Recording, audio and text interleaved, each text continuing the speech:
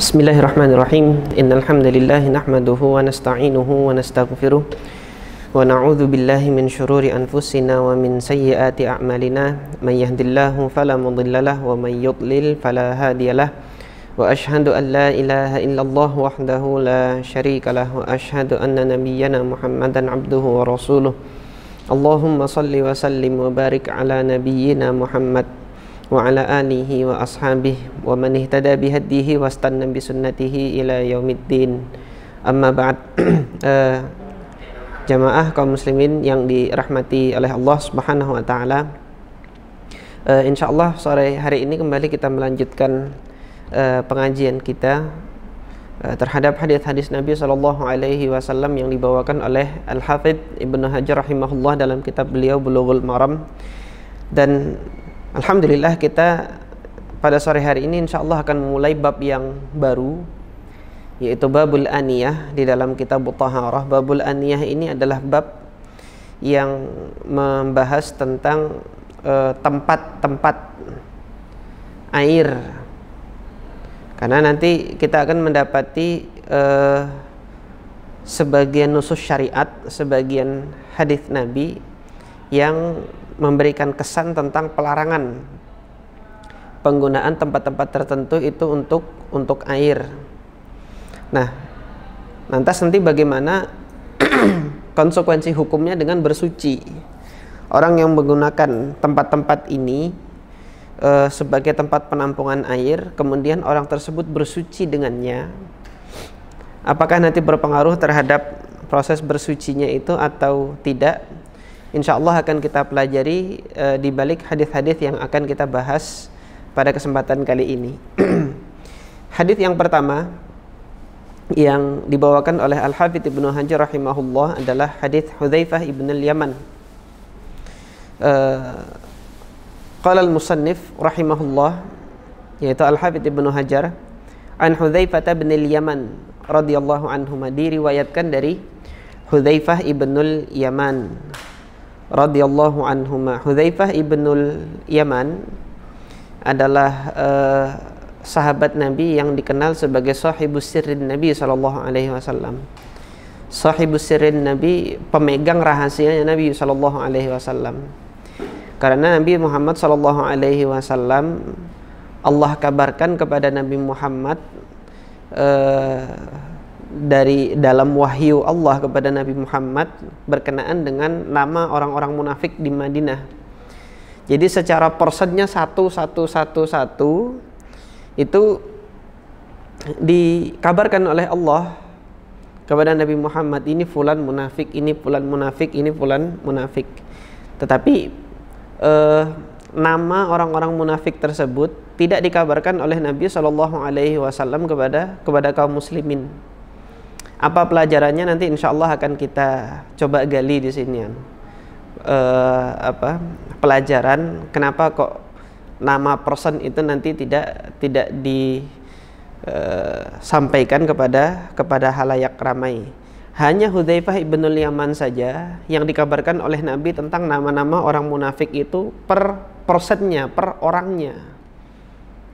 Hingga kemudian Hudzaifah ibn al-Yaman digelari sebagai sahibus sirrin Nabi, karena Nabi mengatakan berwasiat kepada Hudzaifah, jangan kamu sampaikan kepada orang lain setelah diri kamu ini. Maka dibawa sampai wafat, dibawa sampai mati wasiat Nabi ini untuk tidak memberitahukan siapa nama-nama orang munafik yang Allah Subhanahu wa taala kabarkan itu kepada Nabi Muhammad sallallahu alaihi wasallam. Tentunya menjadi satu tugas berat, menjadi beban tugas yang berat bagi Hudzaifah ibnul Yaman untuk mengunci mulutnya ini agar tidak diberitahukan kepada siapapun, bahkan kepada para sahabat kibar. Sahabat kibar ini sahabat yang sudah lama, dari awal perjuangan dakwah Islam sampai akhir perjuangan dakwah Islam, tidak diberitahu. Abu Bakar tidak diberitahu, Umar tidak diberitahu, tapi Hudzaifah diberitahu. Ini menunjukkan ada kekhususan tersendiri yang mana Allah Subhanahu wa taala juga mengabarkan kepada Nabi Muhammad, memang yang mampu melaksanakan tugas ini adalah Hudzaifah ibnul Yaman radhiyallahu anhuma. Nah, ini sekilas tentang Hudzaifah ibnul Yaman. Adapun tadi kalau sebagian kaum muslimin ada yang menanyakan, apa sih kira-kiranya hikmah kok orang-orang munafik ini tidak diberitakan secara persennya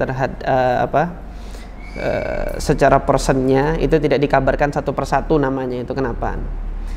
Inilah hakikat dari risalah syariat Nabi Muhammad SAW, keindahan Islam ini. Islam sangat menjunjung tinggi harga diri dan kehormatan seseorang. Oleh karena itu Nabi Muhammad SAW betul-betul menjadikan pelanggaran terhadap kehormatan seorang muslim itu adalah salah satu dari sekian dosa besar, yang mana kita anggap dosa besar ini dosa yang remeh, itu kan.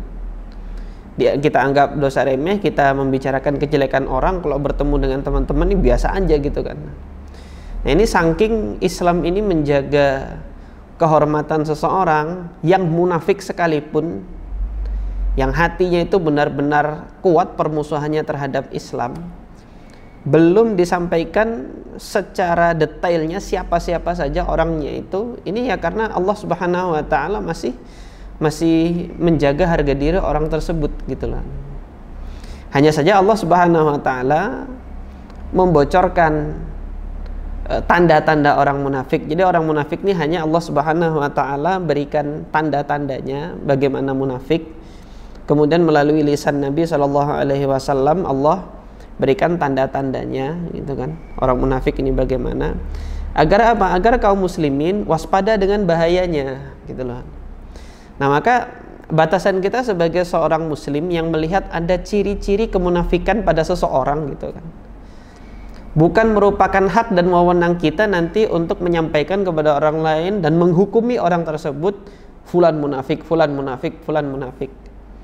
Tetapi yang menjadi kewenangan kita, yang menjadi hal yang boleh kita lakukan adalah kita ketika mendapati adanya tanda-tanda kemunafikan pada diri seseorang, kita waspada, itu saja.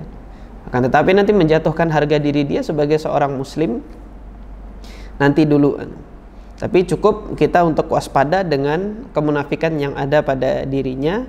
Dan tanda-tanda kemunafikan itulah nanti yang boleh disampaikan kepada siapapun kaum muslimin agar kaum muslimin waspada terhadap tanda kemunafikan yang ada pada orang itu dan waspada terhadap orang tersebut. Akan tetapi nanti menjatuhkan vonis hukum bahwasanya fulan itu telah munafik itu bukan wewenang siapapun di antara kaum muslimin, karena hanya Allah Subhanahu wa taala yang mengetahui kemunafikan yang ada pada diri seseorang. Namun kita sebagai seorang muslim waspada apabila melihat tanda-tandanya itu.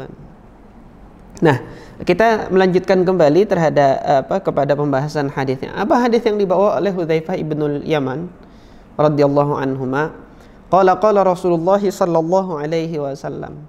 Rasulullah sallallahu alaihi wasallam bersabda, la tashrabu fi aniyatiz zahabi wal fiddah. Janganlah kalian meminum dari tempat-tempat air minum yang terbuat dari zahab, terbuat dari emas, wal fiddah, dan juga tempat-tempat yang terbuat dari fiddah, dari perak, yang terbuat dari emas dan terbuat dari perak. Jangan minum dari kedua tempat ini. Wala ta'kulu fi sihafihima. Jangan pula kalian makan dari sohfah. Apa itu sohfah? Sihaf itu jamak dari sohfah. Sohfah itu piring yang besar, gitu kan, yang mana sohfah itu cukup untuk membuat 5 orang itu kenyang.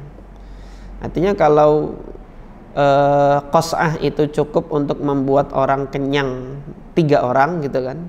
Kalau sohfah dia piringnya lebih besar lagi. Kalau ada 5 orang ikut makan bareng di situ, maka dia cukup kenyang. Maka jangan makan di sohfah yang terbuat dari emas. Kenapa? Fa innaha lakum fid dunya. Karena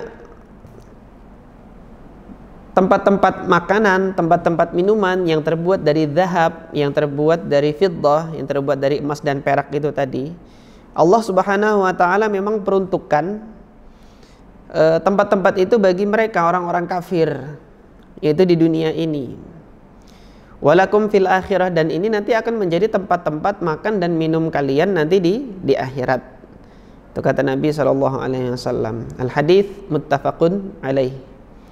Jadi maksud di sini adalah apa? Kalau seorang muslim nanti terburu-buru mengambil sesuatu yang belum pada waktunya, maka akibatnya nanti akan dihalangi dari mendapatkan kenikmatan ini dengan kenikmatan yang sejatinya nantian. Ini merupakan satu kaidah di dalam hidup ya, kaidah di dalam keharaman. Jadi seseorang yang dia terburu-buru mengambil satu hal yang menjadi haknya tetapi belum pada waktunya, maka Allah akan berikan akibat kepadanya untuk tidak bisa mendapatkan haknya itu, gitu kan. Uqiba bihirmaniha. Nanti akan kita bahas kaidah ini setelah kita membahas hukum utama yang terkandung di dalam hadis ini. Hadis ini kan tadi berisi larangan jangan makan dan minum di tempat yang terbuat dari emas dan perak.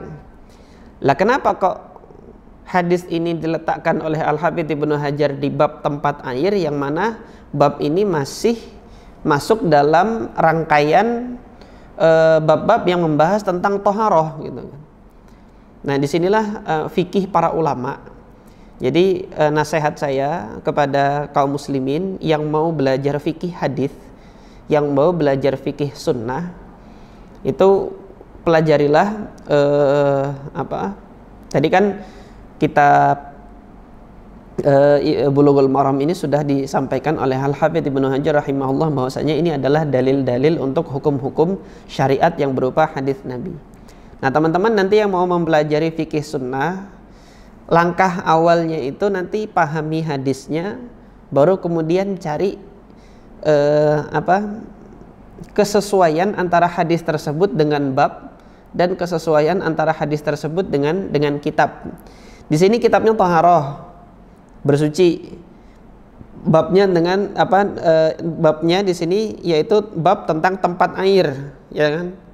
Hadisnya jangan makan dan minum dari tempat yang terbuat dari emas dan perak. Nggak ada disebutkan sama sekali bersuci di sini gitu loh. Nah maka di sini perlu telaah yang lebih dalam lagi kepada hadis ini untuk mencari tahu hubungan, untuk mencari tahu kesesuaian antara hadis ini dengan judul bab dan kesesuaian hadis ini dengan kitab taharah. Nah dari sini sampai di sini Al-Imam An-Nawawi rahimahullah telah menyatakan innahu in aqadal ijma'u ala tahrimil akli wasyurbi fi aniyatiz zahabi wal fiddah. Telah ditegaskan terwujudnya suatu ijma'. Artinya para ulama itu sudah sepakat tentang keharaman makan dan minum dari tempat yang terbuat dari emas dan perak. Ini udah disepakati seluruh mazhab, tidak didapati adanya perbedaan pendapat di sini di kalangan para ulama. Lah kenapa? Karena Nabi yang melarang. Kemudian tapi kalau berdasarkan hadis ini saja, ini belum cukup untuk sampai pada tingkatan keharaman gitu kan. Nanti hadis yang kedua akan kita baca insyaallah biidznillah. Ini nanti yang menunjukkan bahwasanya larangan ini sampai pada tingkatan keharaman. Nah ini tadi kan langkah pertama yang saya sampaikan kepada teman-teman yang mau belajar fikih hadis seperti itu.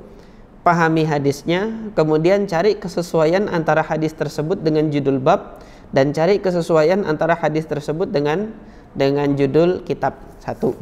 Kemudian yang kedua, lihat hadis ini kira-kira Allah Subhanahu wa taala dan Rasulullah sallallahu alaihi wasallam menginginkan kita sebagai kaum muslimin itu untuk melakukan sesuatu atau untuk meninggalkan sesuatu. Ini langkah kedua. Lihat, Allah kira-kira ingin kita melakukan atau meninggalkan. Maka dilihat di sini. Nah, maka ketika ada kata-kata Nabi la tashrabu, jangan, ada jangan di sini, jangan. Maka Allah Subhanahu wa taala dan Rasulnya di sini menginginkan kita sebagai kaum muslimin untuk meninggalkan sesuatu. Apa yang ditinggalkan sini? Makan dan minum. Ini yang terlihat jelas di dalam hadis, jangan makan dan minum.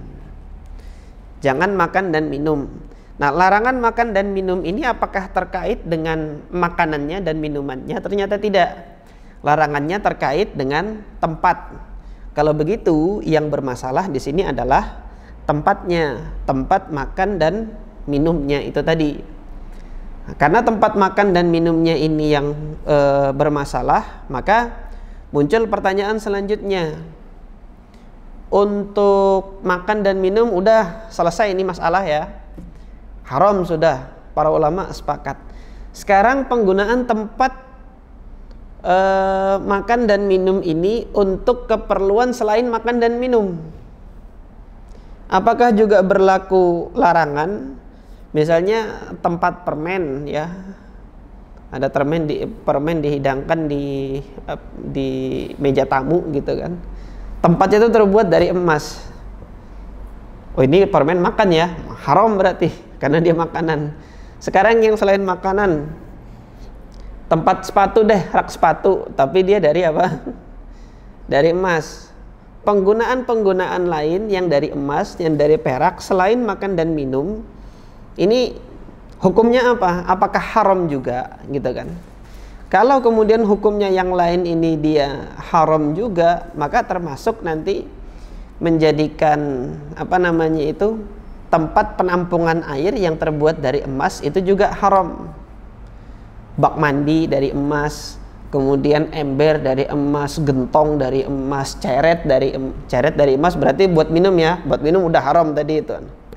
Sekarang tempat air yang bukan untuk makan dan minum, gentong gitu atau tandon air di atas penampungan tuh dari emas, mantap sekali kalau ada orang yang kayak gitu kan. Nah,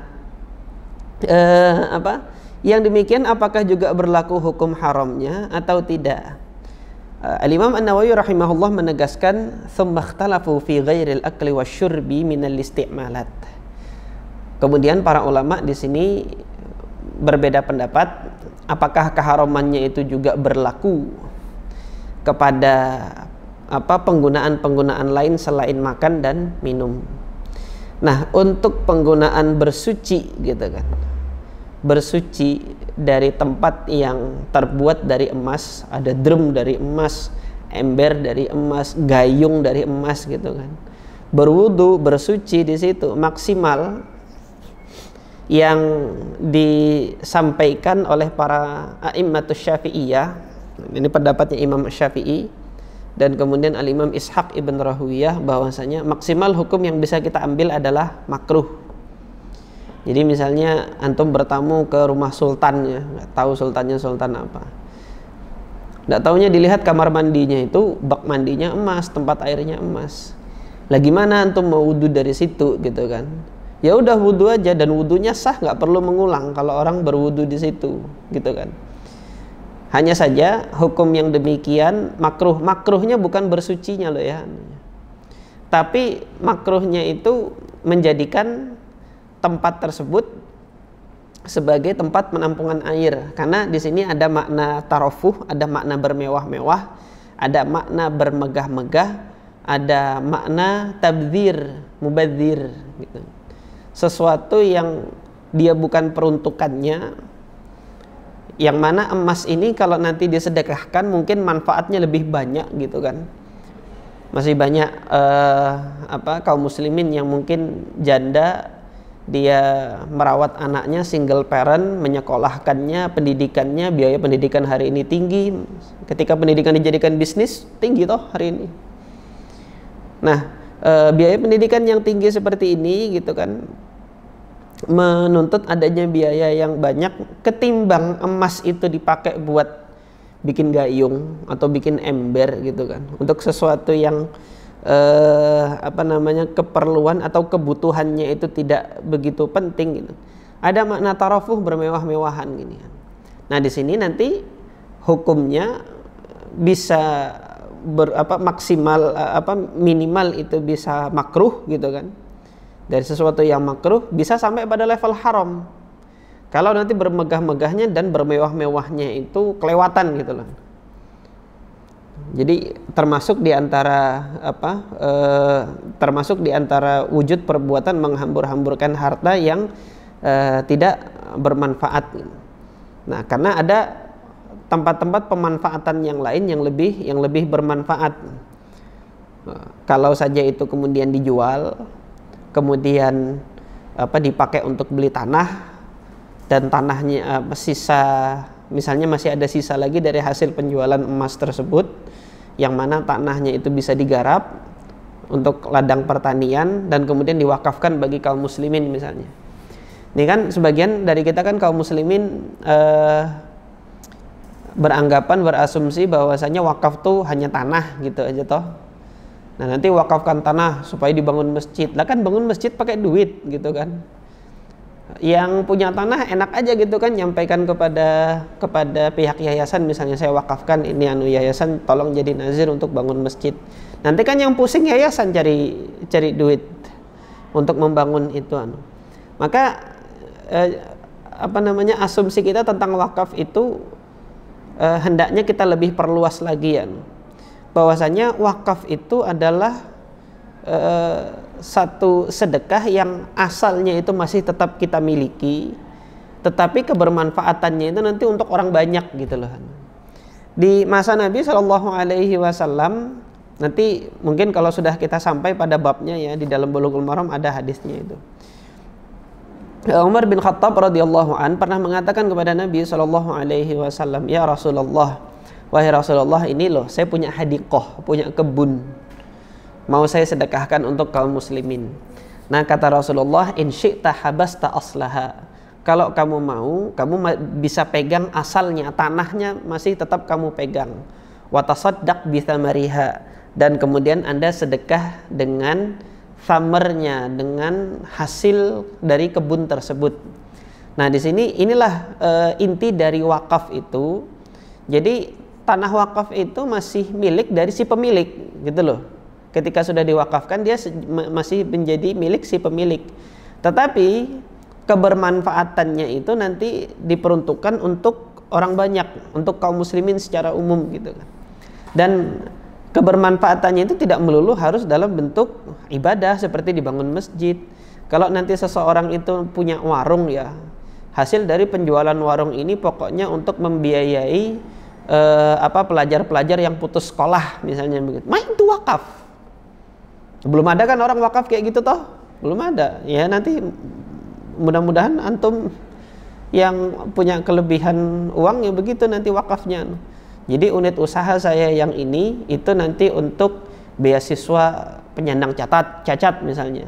Ini untuk mendanai janda-janda yang kehilangan suami, yang merawat anak-anaknya gitu kan sampai besar, menyekolahkan mereka sampai nanti dia kuliah gitu.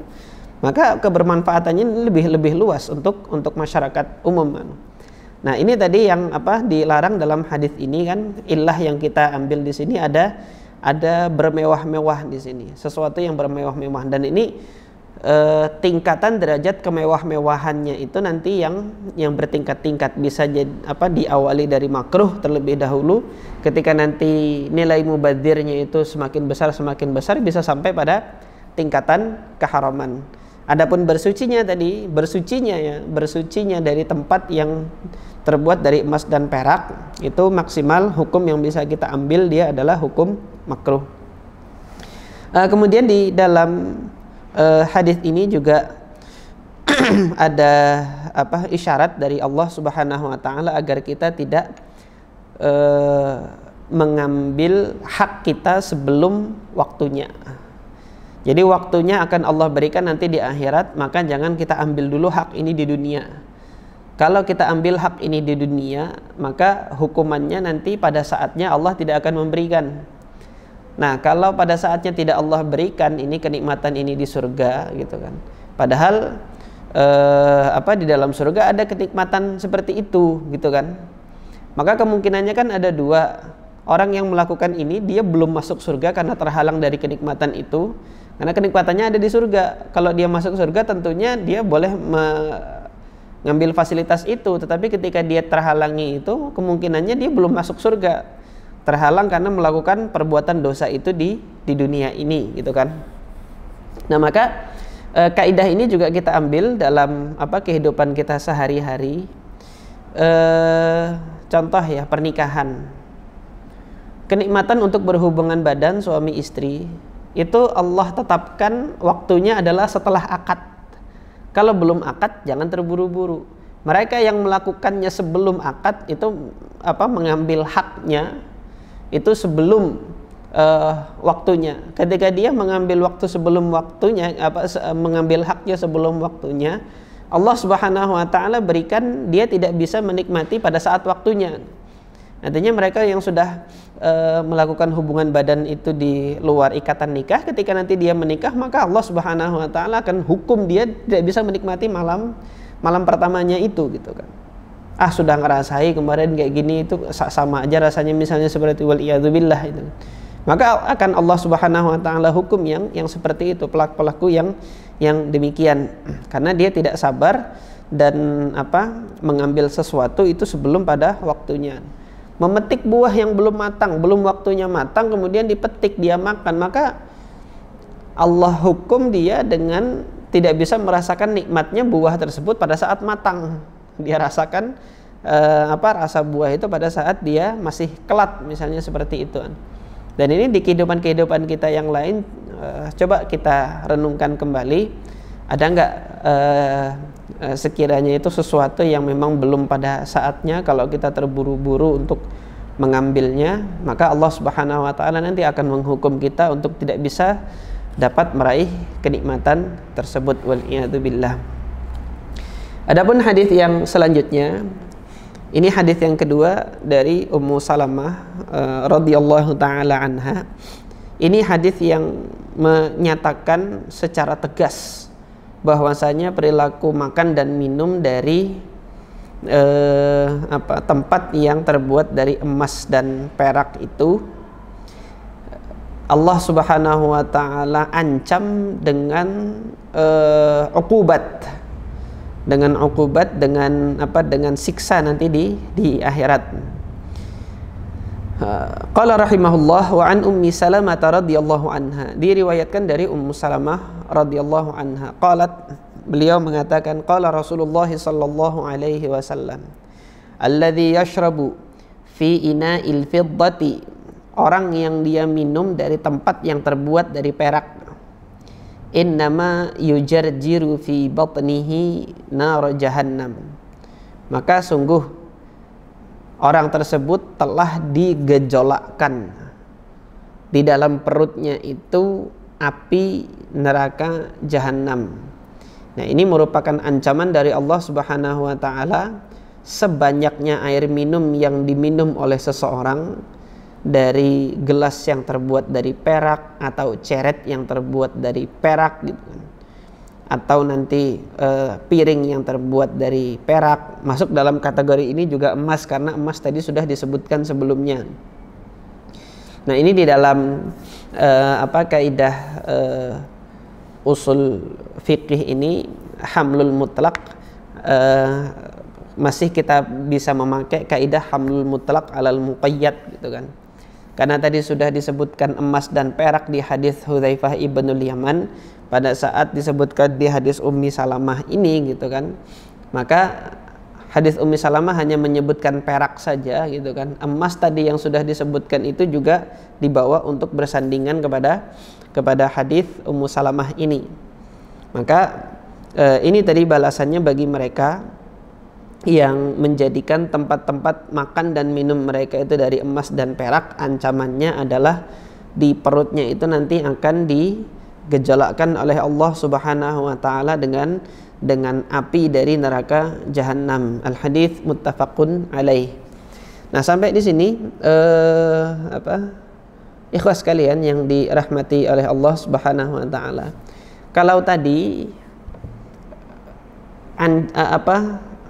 makna yang kita dapati dari hadis Hudzaifah ibnul Yaman, Nabi melarang jangan minum, ya kan? Kemudian Nabi menjelaskan kenapa kok jangan minum, karena itu kenikmatan kamu nanti di akhirat. sedangkan ini diberikan kepada orang-orang kafir di dunia ini gitu kan. Maka maksimal ancamannya adalah tidak mendapatkan kenikmatan itu. Nah, ketika ancamannya itu tidak mendapatkan kenikmatan itu, kemungkinannya kan bisa mendapatkan kenikmatan lain selain makan minum dari emas dan perak gitu kan. Kalau misalnya masuk surga, ini kemungkinan yang lainnya tidak mendapatkan kenikmatan makan dan minum dari tempat emas dan perak di akhirat nanti, kemungkinannya nggak masuk surga dan neraka. Atas dasar kemungkinan yang kedua ini, maka diambil hukum haram. Tapi atas dasar kemungkinan yang pertama tadi, bahwasanya masih bisa mendapatkan kenikmatan akhirat yang lain, hanya saja kenikmatan makan dan minum dari emas dan perak, tempat dari emas dan perak tadi tidak bisa didapatkan di hari akhir nanti gitu kan, yang seperti itu. Maka maksimal dari hadis sebelumnya bisa kita ambil hukum makruh gitu kan. Nah, ternyata hadis ini menegaskan ini yang menjadikan makan dan minumnya itu menjadi haram. Jelas-jelas Allah berikan ancaman, yaitu dibakar, digejolakkan di dalam di dalam perutnya itu api dari neraka jahanam wal iyadzubillah. Maka terjawablah tadi kemungkinan dalam hadis Hudzaifah ibn Yaman. Jadi tidak hanya sekedar terhalangi dari kenikmatan akhirat, tetapi juga ada ancamannya untuk mendapatkan siksa di neraka bagi mereka yang makan dan minum dari tempat emas dan tempat perak. Ya, satu faedah tadi yang ketinggalan mungkin saya sampaikan dari hadis Hudzaifah ibn Yaman tadi, bahwasanya Allah Subhanahu wa taala memang memanjakan orang-orang kafir di muka bumi ini. Jadi nanti kalau antum sebagai orang yang beriman kepada Allah Subhanahu wa taala, jangan pernah iri sedikit pun terhadap orang-orang kafir yang Allah Subhanahu wa taala berikan kenikmatan dunia ini. Itu memang Allah manjakan mereka dengan kenikmatan dunia agar mereka semakin berlarut-larut di dalam kesesatannya, di dalam kekufurannya, hingga ketika nanti Allah balas apa istilahnya orang sini itu ya, kalau orang sini bilang itu kan dipor dulu tuh dipor dulu itu kalau. Jadi orang Samarinda sini, saya waktu kecil dulu dikatakan dipor dulu itu dibiarin aja gitu kan. Nanti begitu sudah sampai pada puncaknya dihajar, itu sekaligus hajar ancur-ancuran gitu lah. Nah ini makanya kalau kita belajar sejarah juga melihat kan, Nabi SAW ketika perjanjian Hudaybiyah itu, para sahabat kan jengkel banget tuh sama siapa? Sama orang-orang kafir Quraisy gitu kan. Nawarkan perjanjian, tapi perjanjian itu seolah berpihak kepada orang-orang kafir. Kok Rasulullah mau aja mengiyakan gitu loh. Ini kalau mau dilihat nih mau dipor sama Rasulullah gitu kan. Padahal ketika perjanjian Hudaybiyah itu di tahun ke-6 Hijriah, kalau para sahabat itu mau memerangi orang-orang Mekah, itu hancur luluh lantah sudah, itu bisa menang kaum muslimin gitu.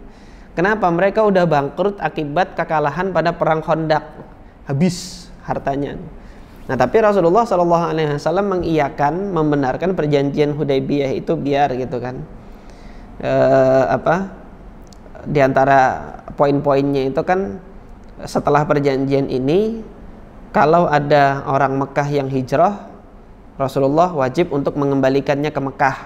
Tetapi nanti kalau ada mereka yang sudah di Madinah, sudah hijrah, ternyata rindu sama keluarganya mau kembali ke Mekah, maka Rasulullah harus mengembalikannya ke Mekah, seperti itu kan. Nah ini kan seolah-olah seakan keberpihakan itu, perjanjian ini nggak adil gitu loh, berpihak kepada orang-orang kafir seperti itu. Nah Rasulullah Shallallahu Alaihi Wasallam dalam hal ini, faedah yang kita lihat adalah kalau mau membuat kekalahan kepada orang kafir itu bikin sekalah-kalahnya gitu. Nah, jadi dipor dulu, dibiarkan dulu, begitu sudah ini nanti pembalasannya itu betul-betul pembalasan yang telak gitu nah. Pukulannya itu pukulan yang telak.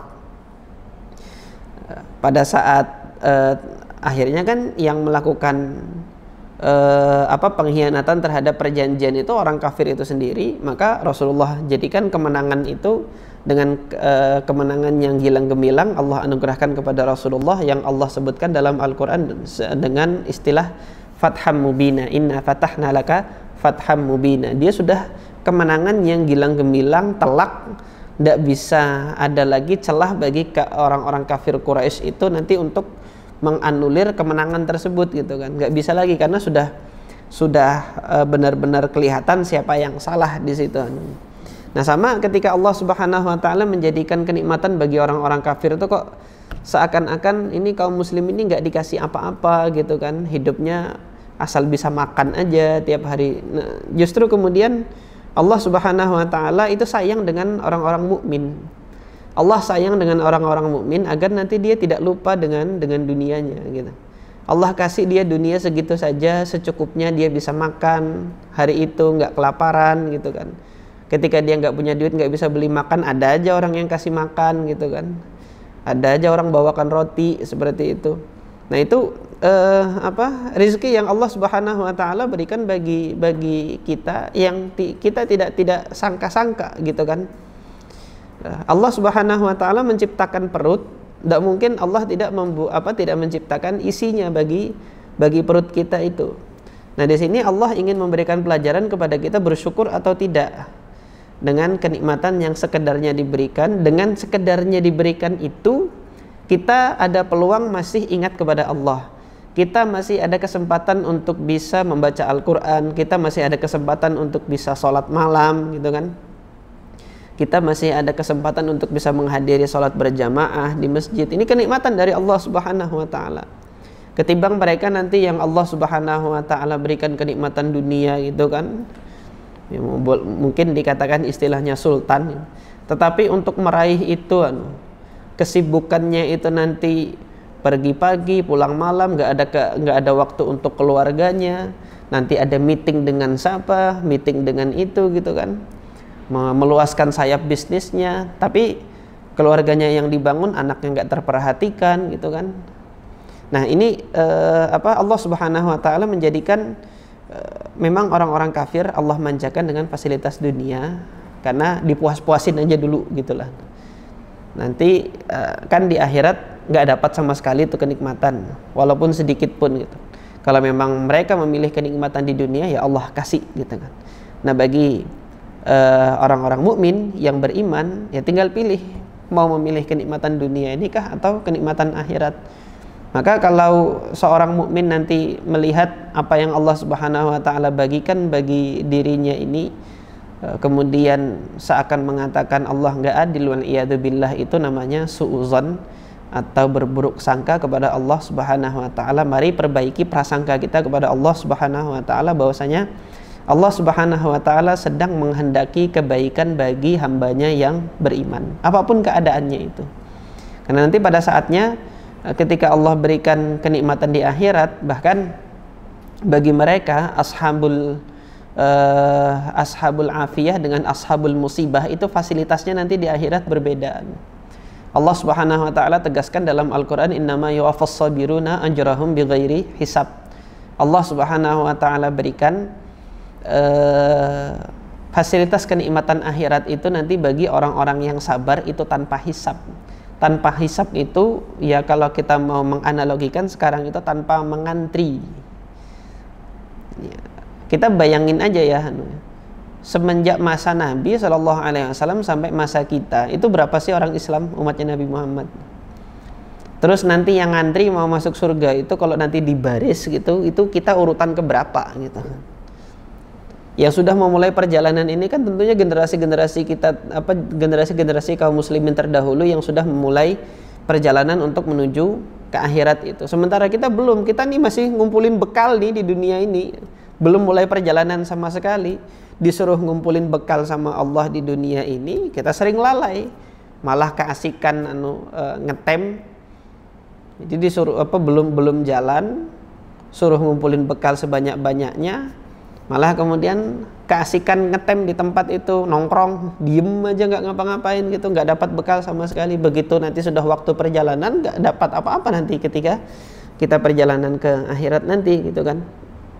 Nah, kalau dibandingkan kita nanti ngantrinya itu lama, ada fasilitas nanti kita nggak ngantri gitu loh. Ini kan sebagian orang suruh ngantri bikin SIM aja ngedumel gitu loh.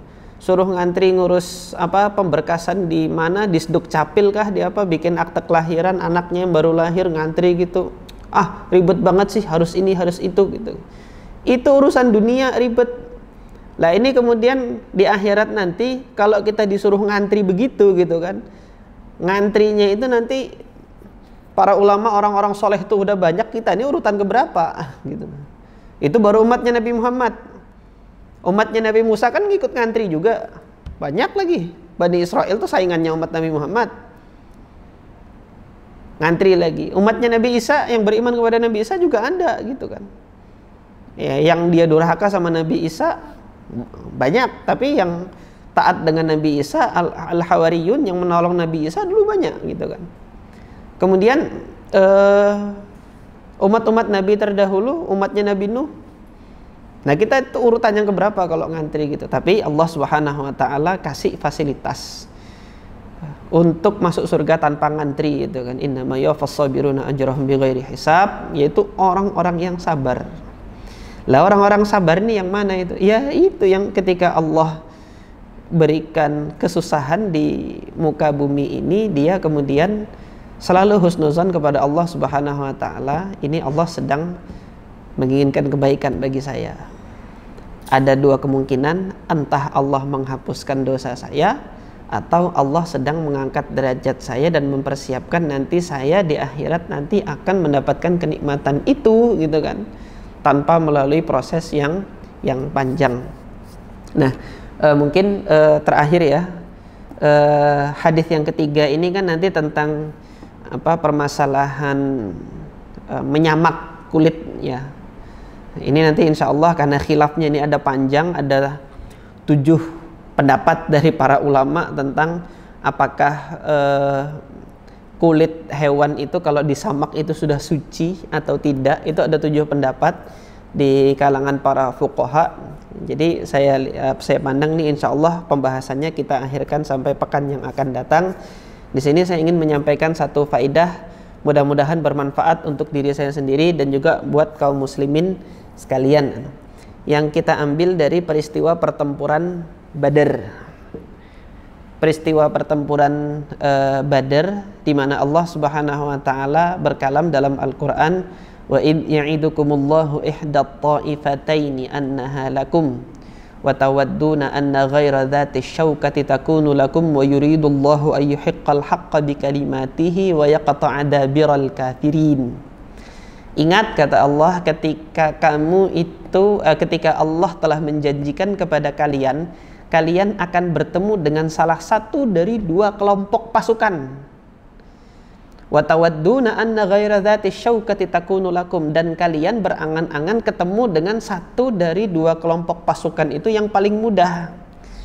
Siapa sih 2 kelompok pasukan ini? Kan kelompok pasukan pertama yang Allah perlihatkan kepada kaum muslimin itu adalah rombongan dagangnya Abu Sufyan yang mengawal ekspedisi dagang ke Syam, mengambil barang ke Syam untuk dijual di Mekah.